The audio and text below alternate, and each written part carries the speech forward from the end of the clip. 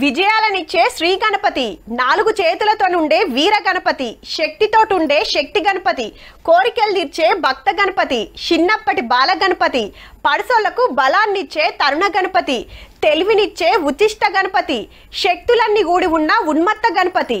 ఓ ఇట్లా 32 రూపాయల దర్శనమిస్తాడు ఈ నాయకుడు. కానీ ఇప్పుడు మండపాల్లో అంతకు మించిన రూపాల్లో కానొస్తున్నాడబ్బా.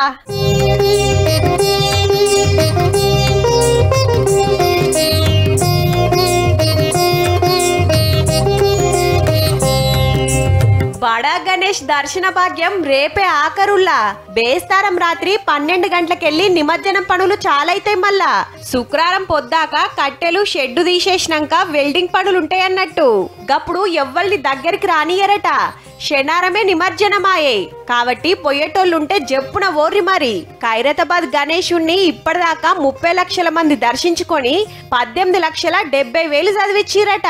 రేపు నైట్ వరకు భక్తులకు దర్శనమిస్తారు. ఎల్లుండి 6వ తేదీ ఉదయం 6 గంటలకు ఈ వినాయకుడు ఊరేగింపు మొదలవుతుంది. ఉదయం 6 గంటలకు బయలుదేరిన ఈ ఊరేగింపు మధ్యాహ్నం 11-11:30 వరకు అక్కడ రీచ్ అయిపోతుంది. ఇటు చూడు రీ ఎంత ముద్దుగున్నాడో.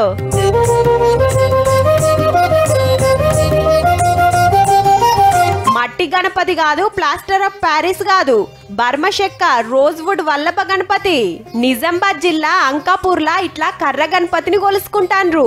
6 లక్షలు పెట్టి మైసూర్లో చేయించిండ్రు. అన్ని గ్రహాల లెక్క నిమజ్జనం చెయ్యరులో. రామాలయంలో పెట్టి పండుగలప్పుడు నిలబెట్టుకుంటారట. నిమజ్జనం చేస్తానికి పక్కనే ఇంకో మట్టి విగ్రహం పెట్టిండ్రు. కట్టెతో తెచ్చిన గణపతి తెద్దాం, మామూలు వినాయకుడు వద్దు.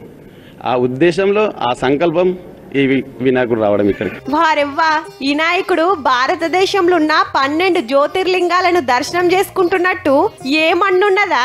గద్వాలలా విశ్వం, గ్రహాలు, లైటింగ్ నడుమ కొలుసుకుంటుర్రు ఏకదంతుణ్ణి.